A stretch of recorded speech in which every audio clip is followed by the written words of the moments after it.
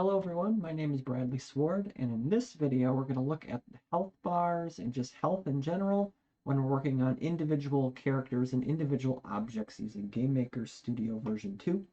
Right now I'm in the middle of 2023 in my world, so you should be right around the same maybe. If you're going to get anything out of this video, the closer to that you should get, but most of these things haven't really changed over the years, so not really expecting too much there. So let's take a look. All right, a few things I did already. I created an absolutely horrendous looking sprite. Please don't judge me on that. I just put up something real quick here. So here we go. Here's our character, our guy character, and as a sprite, 96 by 128, and I made him into an object that just uses the terrible sprite. And then I'm just going to drag a few of them into the room just so we can see that they all, all these little different characters are going to have different amounts of health.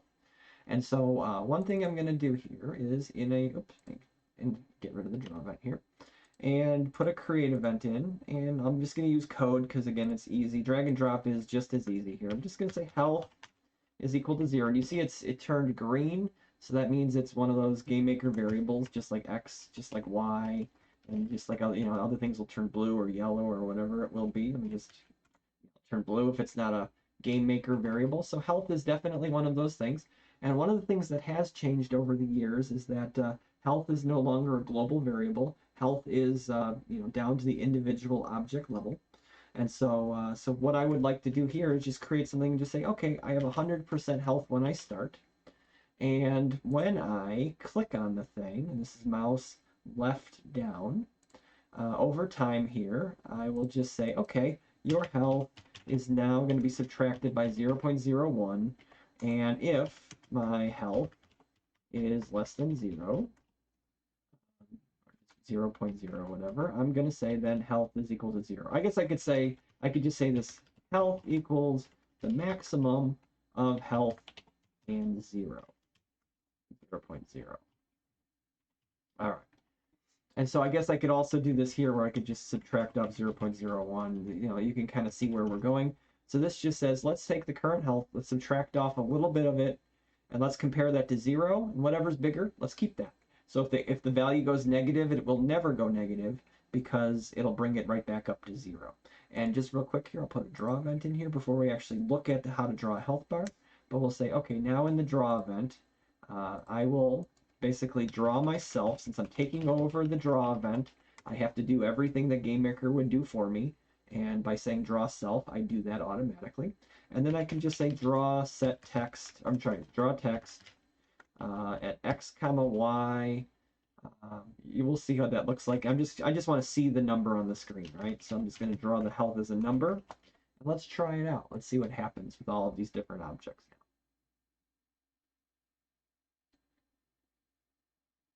And there we go. They're all at 100. So and then you can see, oh, and maybe it is global variable still after all. That's weird. I didn't realize. But well, you learn something every day. So maybe they changed it back, or maybe I was using health differently over the years, or maybe I was using my own health. But you can see that anytime I click any one of these objects, that it affects everybody. So that's not what we want, right? That's not how humanity works. That's not how the universe works. If one molecule is obliterated or whatnot, then all of them are no. So basically, I would personally not be using health as a variable. I guess that's why I use my own variables sometimes here. Let's just say health equals 100.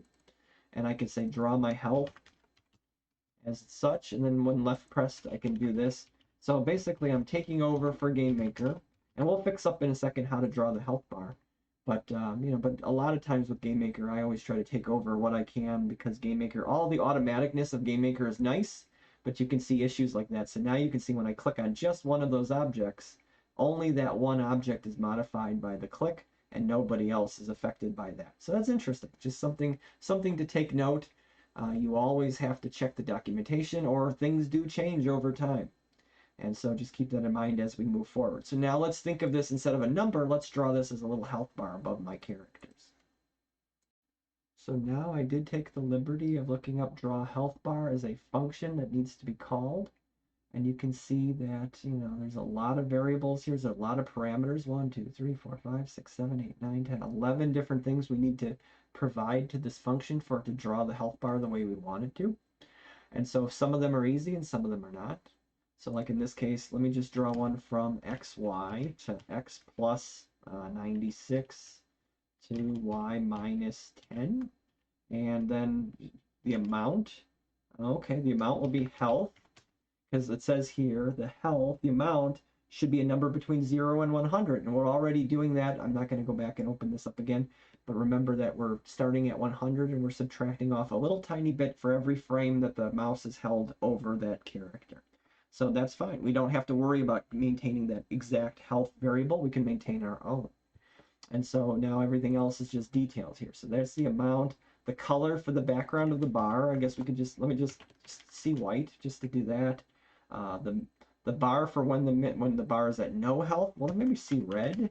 And then how about the maximum? See green. You know, for whatever reason, green is all go and red is all stop. And maybe I'll drag this out a little bit now so we can kind of see a little better here. And then the direction, do I want this to go left or right or top or bottom? Because the health bar can go up and down. You know, it doesn't have to go just left or right. So let me put a 0 in there so it'll go left as it dissolves. And then the show back, true. And show border, true. And you can tinker with those things. Again, there's 11 different variables that I just supplied. And you can see that here. 1, 2, 3, 4, 5, 6, 7, 8, 9, 10, 11. And let's just see what that does for us. I don't know what it's going to do for us, actually. So let's see. And there we go. And so that's cool. So we have our bar, and then you can see it slowly going down. Let me modify the update on this guy. So every time I'm holding this down, let's just change it by 0.2 instead, so that it really goes down a lot quicker.